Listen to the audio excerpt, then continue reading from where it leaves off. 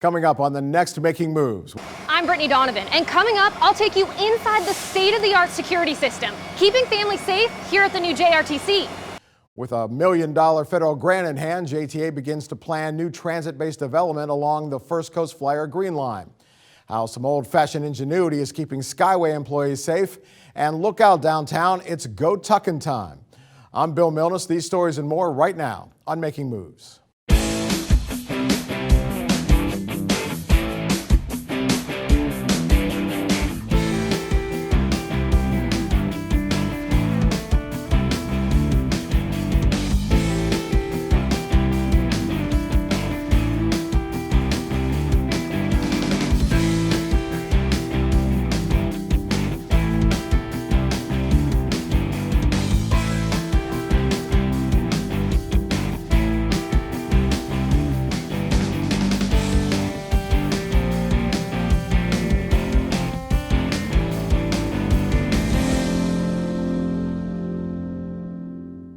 Hello and welcome to Making Moves. I'm Bill Milnes. Thanks for joining us today. Coming up on today's show, JTA partners with a local company to bring a new transit option to downtown and the surrounding neighborhoods.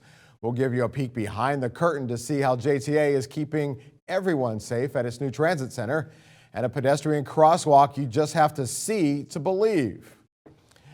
But we begin on the north side, where 4.5 years ago, the JTA launched the First Coast Flyer Green Line. The Green Line was funded with $33 million from the Federal Transit Administration.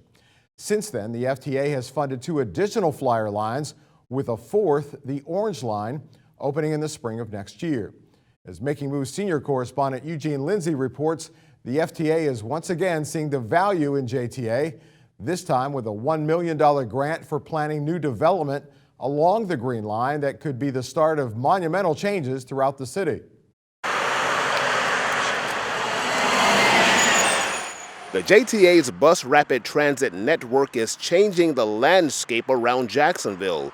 The First Coast Flyers Green Line was the first in a network of premium bus service lines that features fewer stops and more frequent arrivals. The Green Line serves North Jacksonville, shuttling transit customers along its nearly 10-mile route from the JRTC to the Armsdale Park and Ride near I-295 and Lem Turner Road.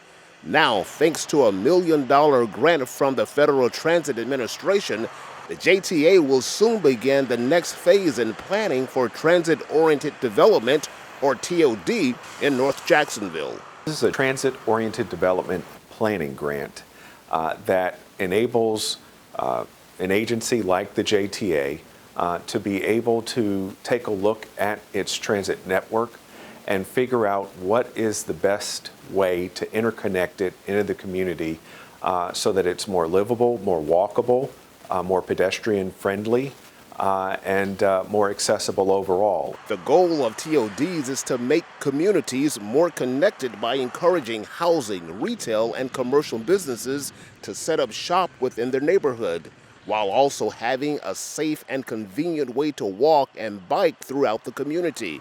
And at the center of all of this is a transit stop like the First Coast Flyers Green Line, offering a viable alternative commuting choice to using personal vehicles. The beauty of a transit-oriented development is that it measures the distance from a transit stop outward to about a 1/4 mile and up to a 1/2 mile. So this gives the opportunity for those residents, those businesses, those who have invested and live in the community within that footprint, the opportunity to plan.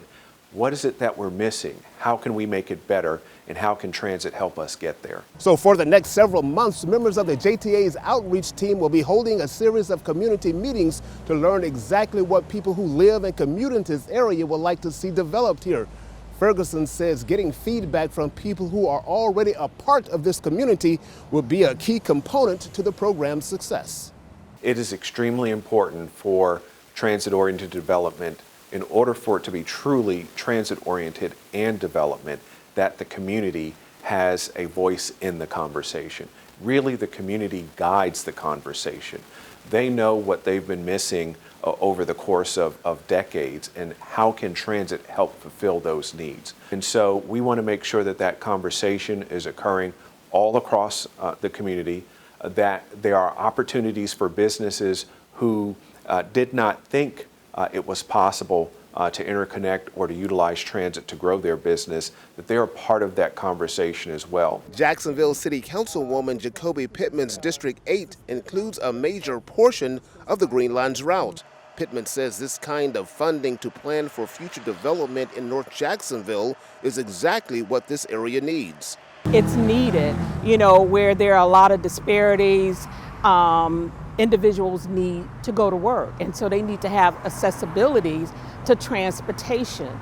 I visualize of taking an area that has had disparities over the years, now building it up with small businesses and having transportation.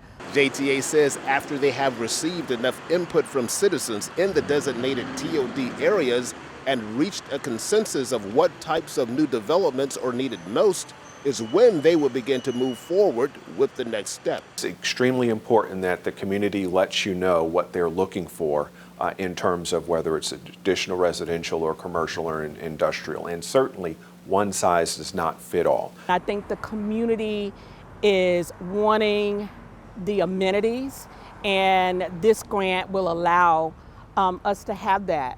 In North Jacksonville, Eugene Lindsay, JTA Making Moves. JTA is always looking at new and innovative ways to move people around Jacksonville and the surrounding counties. The regional shuttles are a popular choice for that work commute. The door-to-store program gets people living in Northside food deserts to the grocery store.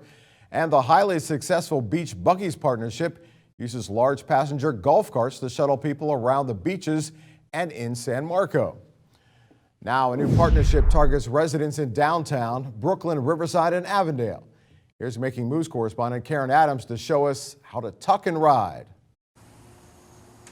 A new partnership between JTA and Tuk'n Ride is giving people the opportunity to enjoy door-to-door service when they want to leave the office for a quick lunch.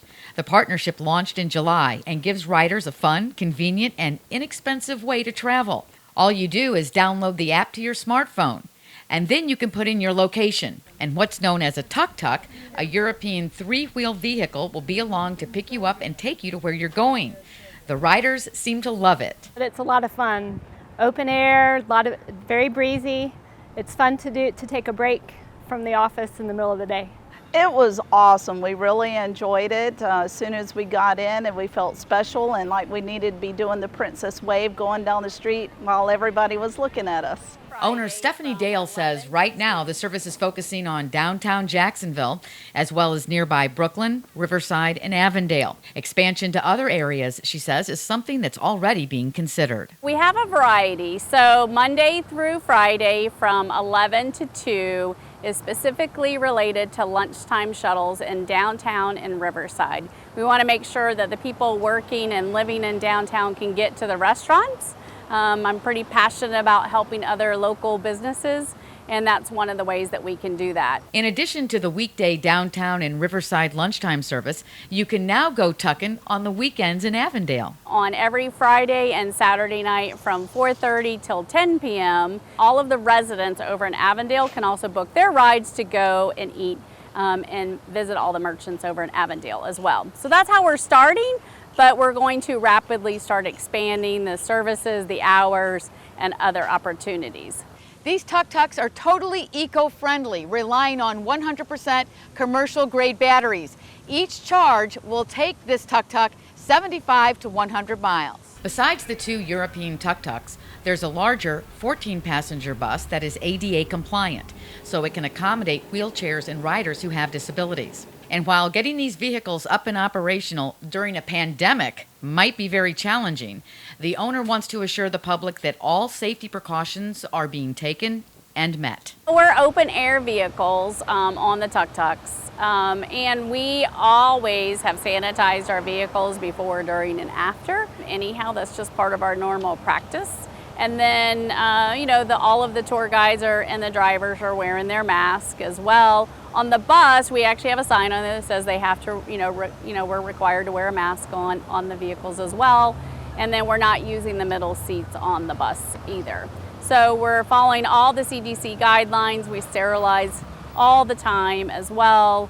So really, we see lots of people going to restaurants. There's no reason why you can't ride a vehicle to a restaurant and be perfectly safe.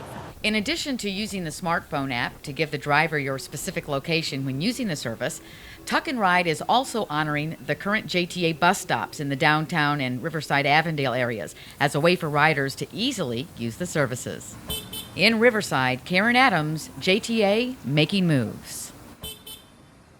For the first time in over 3 years, all 8 stations of the Skyway are now open to the public.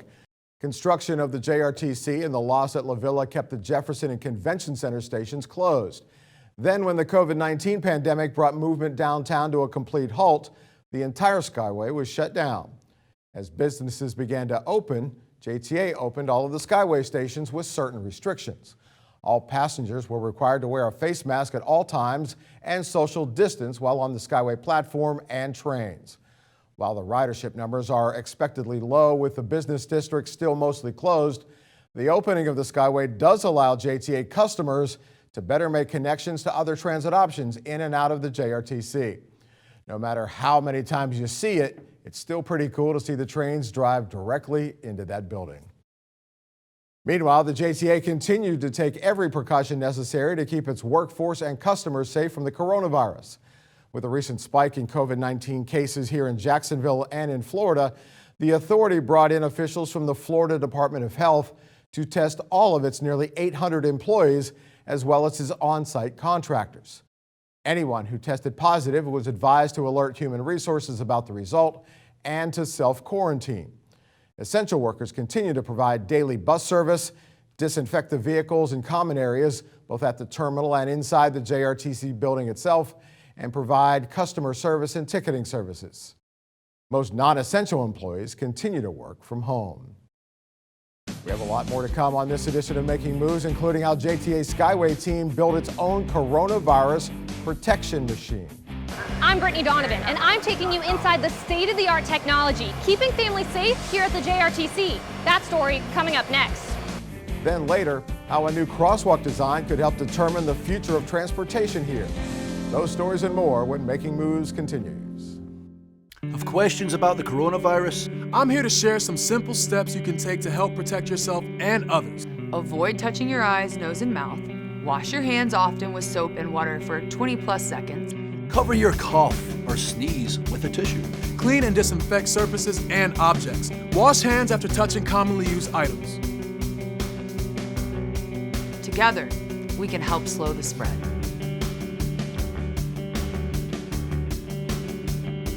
Okay, Dad. 1, 2, 3.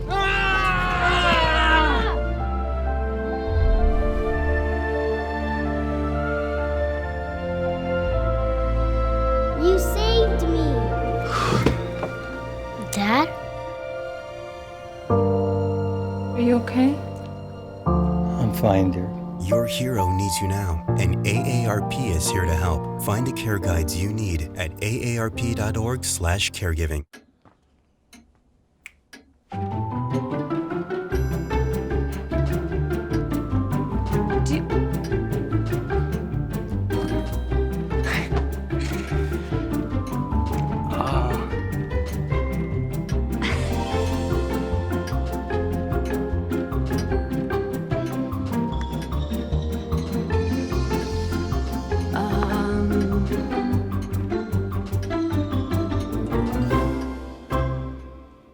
Listen, you're my friend. I noticed you haven't really been yourself recently. Yeah, I feel like something's up. How are you? Are you okay? Is there anything you want to talk about? I just want to know how you're feeling. And listen, even if you don't know what to say, I'm here to talk. No matter what you're going through, I just want you to know I'm here. I've got your back. When you want to talk, I'm here.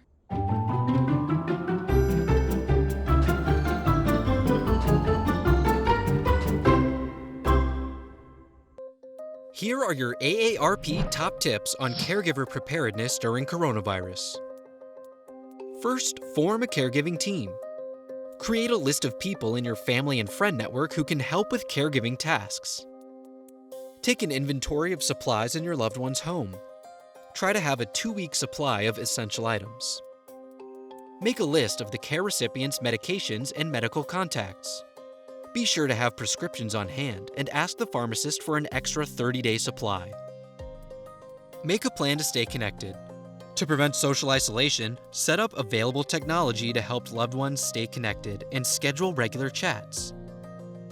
Finally, maintain your own self-care. Follow the Centers for Disease Control's guidelines for coronavirus safety. And have a backup plan for care in case you become ill.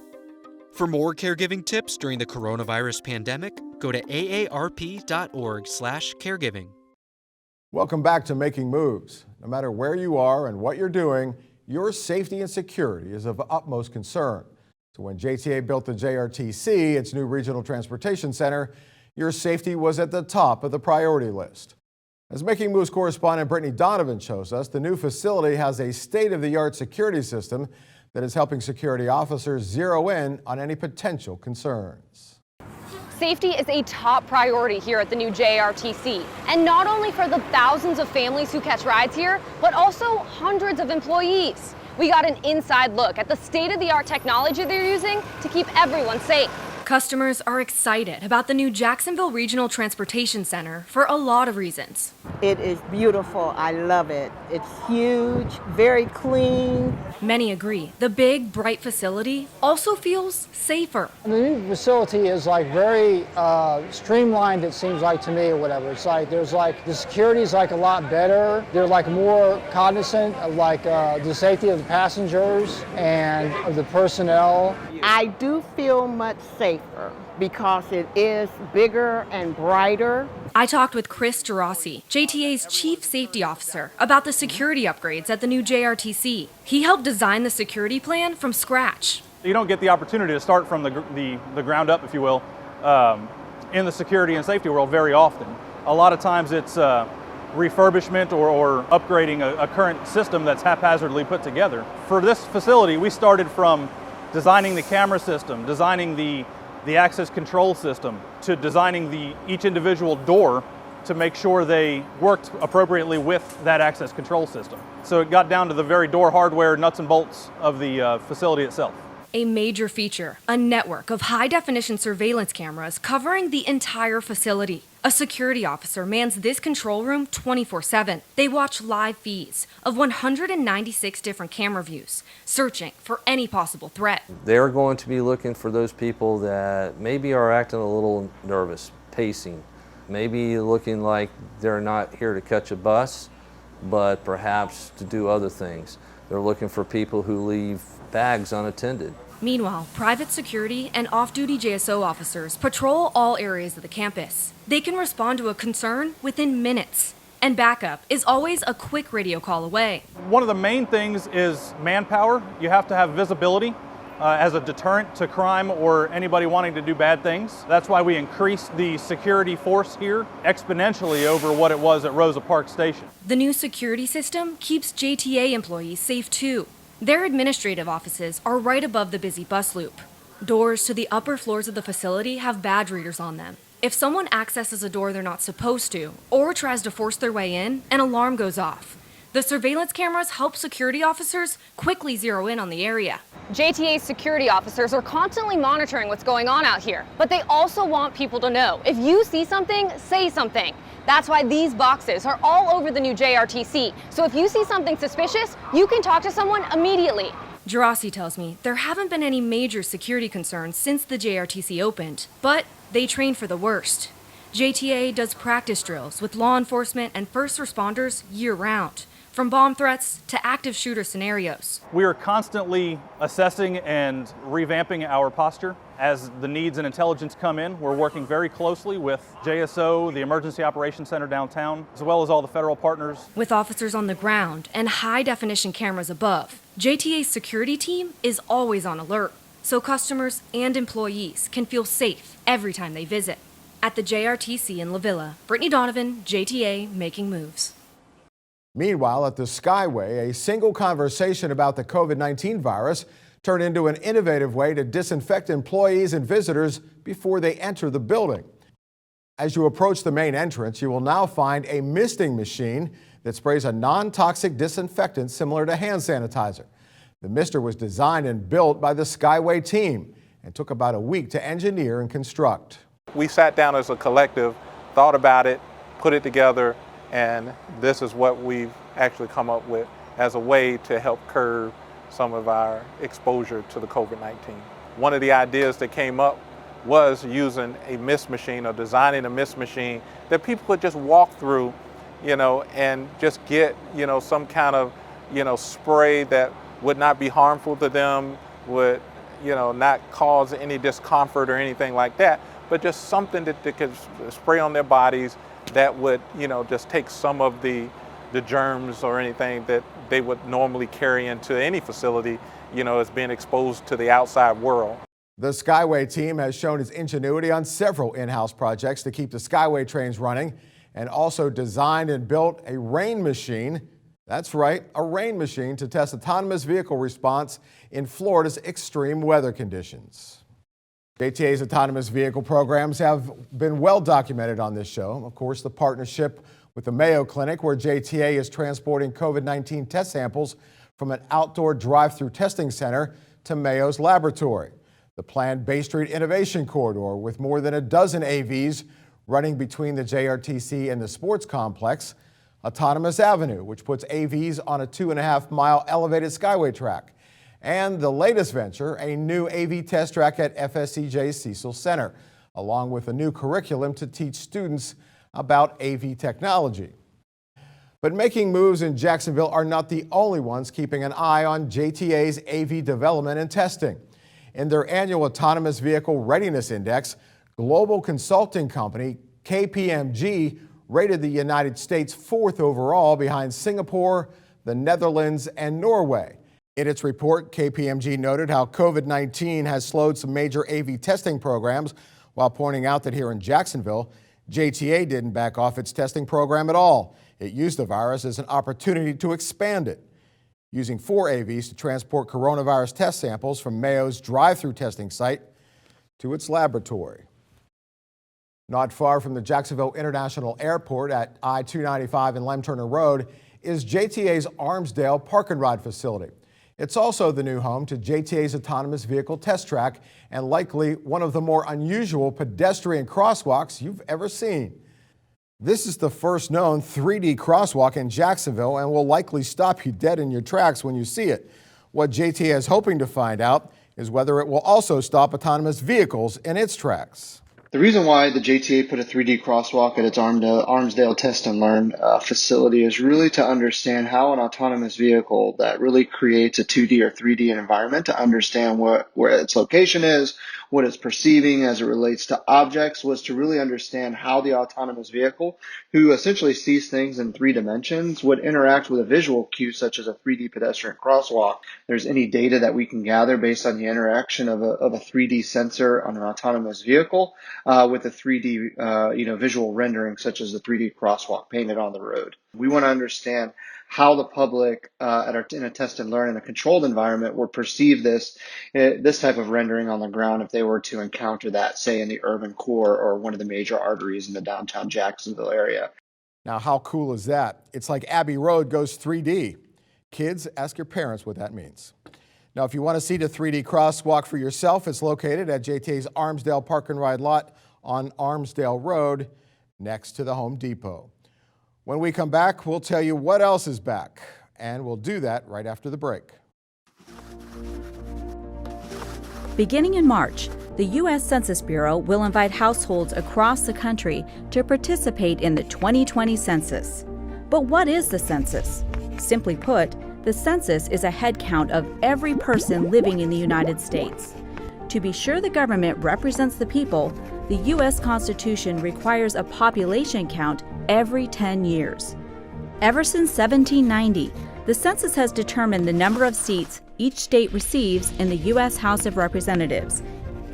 It is, and always has been, a cornerstone of our democracy. We still use it to determine representation, but leaders also use the data to make decisions. Your response helps guide planning for the future of our communities. The 2020 census will help inform decisions on how billions of dollars are allocated annually for critical public services like roads, schools, hospitals and healthcare clinics, fire and emergency response services, and hundreds of other programs. In 2020, for the first time, you'll be able to complete the census online, by phone, or by mail. It asks a few simple questions, like how many people live in your home on April 1st, including their age and sex, and if there are any children living there. You should know that by law, all census responses are completely confidential, and your personal information cannot be shared with any law enforcement agencies. Every person counts, no matter who you are or where you live. So whether your family has participated for decades or the 2020 census will be your first, we all have a role in shaping the future of our country.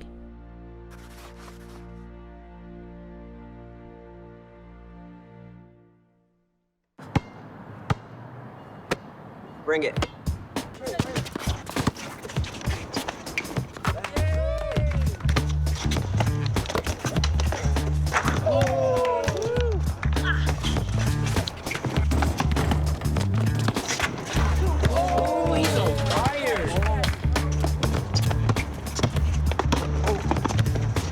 Time out, guys. I'm late to dinner. My mom's gonna kill me. Catch you guys later. Mom wants us home. Okay. Bye, guys. You guys need a ride? Sure. Yeah. All right. How about some one-on-one? I gotta go eat, man. Sorry, I'll see you later.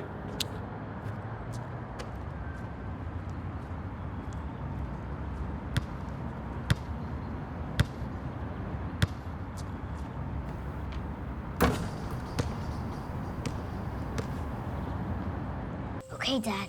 1, 2, 3.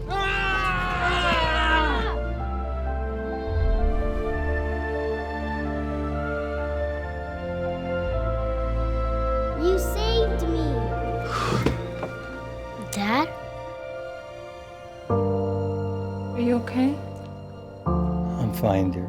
Your hero needs you now, and AARP is here to help. Find the care guides you need at aarp.org/caregiving.